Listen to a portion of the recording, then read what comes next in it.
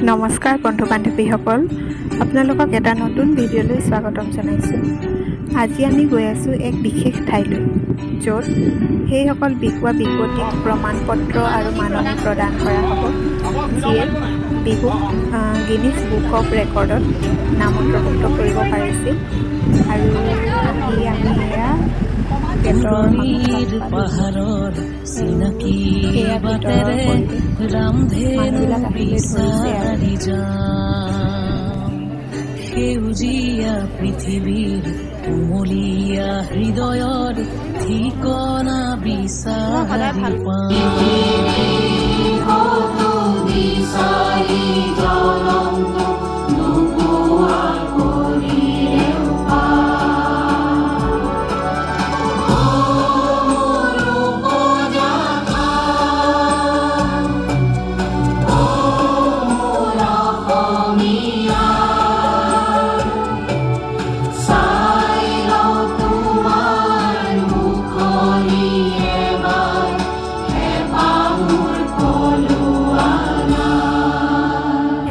জাতীয় সংগীত ধন্যবাদ কৰা হয়।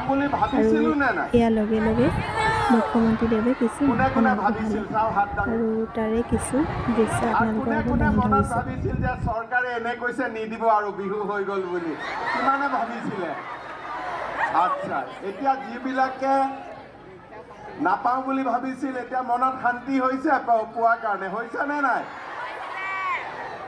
আমি যেতিয়া দিম বুলি কৈছিলোঁ দিমেই, কিন্তু মই মনত ভাবি আছিলোঁ যে সকলোকে একেলগে দিয়াতকৈ জিলাবিলাকত গৈ গৈ দিলে জিলাখনৰ মানুহেও গম পাব যে আমি ভাল কাম কেইটা কৰি আহিছিলোঁ। আৰু আজি আমাৰ ডিব্ৰুগড়ত এই দিনটো সমাগত হৈছে। আমি গাঁৱৰ পৰা আহিছোঁ, কোনোবাই আমি চহৰৰ পৰা আহিছোঁ। ওচৰৰ মানুহখিনিয়ে গম পাইছে যে আজি আমাক সন্মান দিয়াৰ বাবে মাতিছে। সকলোৰে মনবোৰ ভাল হৈছে নে নাই? হৈছে?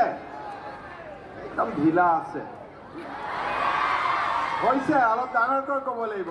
হৈছে নে নাই? এতিয়াই ভাল লাগিছে। লাষ্টৰ বিলাক অলপ চাউণ্ডটো কম আছে। হৈছে নে নাই লাষ্টত? আজি আমাৰ এই অনুষ্ঠানত উপস্থিত অসম চৰকাৰৰ সাংস্কৃতিক মন্ত্ৰী শ্ৰী বিমল বৰা ডাঙৰীয়া, আমাৰ মঞ্চলৈ আমন্ত্ৰণ জনাইছোঁ পূবালী গগৈ বৰফলীয়া। 6-7জন প্ৰমাণপত্ৰ প্ৰদান কৰিলে।